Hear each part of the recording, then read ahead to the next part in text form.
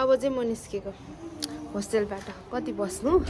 आया निस्के है हामी बसेको एरिया चाहिँ कति धेरै टाढा गाउँ जस्तै भन्थे क्या कतिजनाले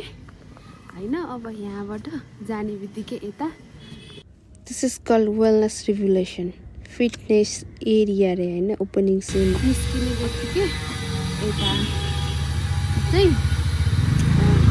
अनि के यहाँ यसलाई गाउँ भन्न मिल्छ जो ओनर हुनुहुन्छ यसको उहाँसम्म पुगोस् यो भिडियो चाहिँ हामी चाहिँ धेरै एक्साइटेड छौँ यहाँ जोइन हुनलाई I'm Prajulika, a content creator about wellness, focuses on balance, awareness and discovery. This is day 13.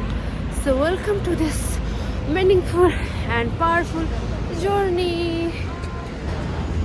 मेरो छोरो र म चाहिँ आज पाउल जिङ पिल्जरको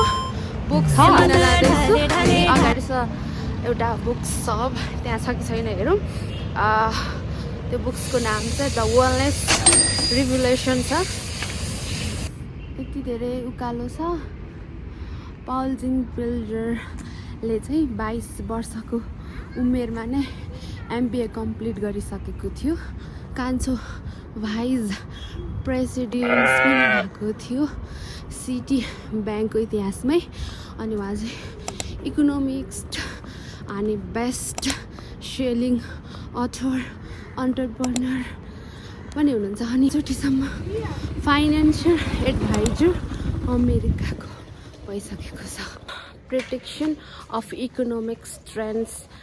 अबाउट वेलनेस इन्डस्ट्री अनि फादर अफ द वेलनेस पनि हो उहाँ चाहिँ god wants you to be a rich and अर्को भनेको चाहिँ अनलिमिटेड वेल्थ हो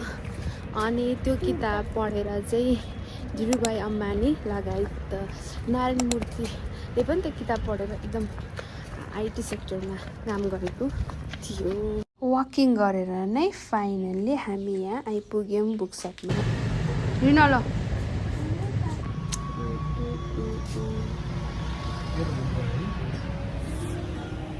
यस त्यही हो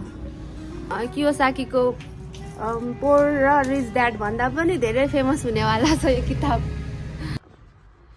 सानोदेखिको तर कति धेरै ठुलो रहेछ वेलनेस एन्ड रिडिङ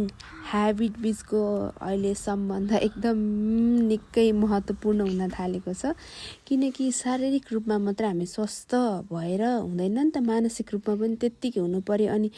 पुस्तक पढ्नु चाहिँ औषधि सरह हो क्या हाम्रो मानसिक स्वास्थ्यको लागि चाहिँ अनि यसको लाभहरू धेरै छ हुन्छ स्ट्रेसलाई कम गर्छ स्पेसली चाहिँ हाम्रो डिजिटल डिटक्स चाहिँ हुन्छ है को नाम नै विस्डम एन्ड अरोमा सप थियो नि त अनि अरू कस्तो राम्रो राम्रो सबै हुन्छ नि गिफ्ट आइटमहरू पनि थियो अनि यो एरिया चाहिँ अलिकति टुरिस्ट एरिया भएको कारणले प्लस वेलनेसलाई चाहिने त्यो अरोमा ल्याम्पहरू डिफ्युजर हिमालयन पिङ्क साल्ट पनि रहेछ यो यसरी डलमा झुन्डाउने त्यो ढोका अगाडि मेबी यो सबै हर्बल होला अनि यो सबै एसेन्सियल ओइल फ्रेग्रेन्सहरू रहेछ खोजेको किताब त भेटेन तर एरोले किताबहरू लियो अरू अनि हामी घर फर्क्यौँ तर पनि त्यो किताबको रिभ्यू चाहिँ म गर्नेछु किनकि उहाँहरूले त्यो किताब ल्याइदिन्छु भन्नुभएको छ चाँडै नै रिभ्यू लिएर आउँछु त्यो किताबको बारेमा पनि मैले पढेपछि तर अडियो बुक चाहिँ मैले सुनेँ तर बुक चाहिँ पढिसकेको छुइनँ मेन्टल वेलनेस बौद्धिक क्षमता र मानसिक स्वास्थ्यको लागि किड्सहरूको लागि पनि किताब पढ्ने एउटा असल एउटा स्ट्रङ ह्याबिट हो नि त यो मेरो अनि यो पनि हो अनि यो भाइको यो भाइलाई चाहिँ किन त्यस्तो चुज गरेको तपाईँले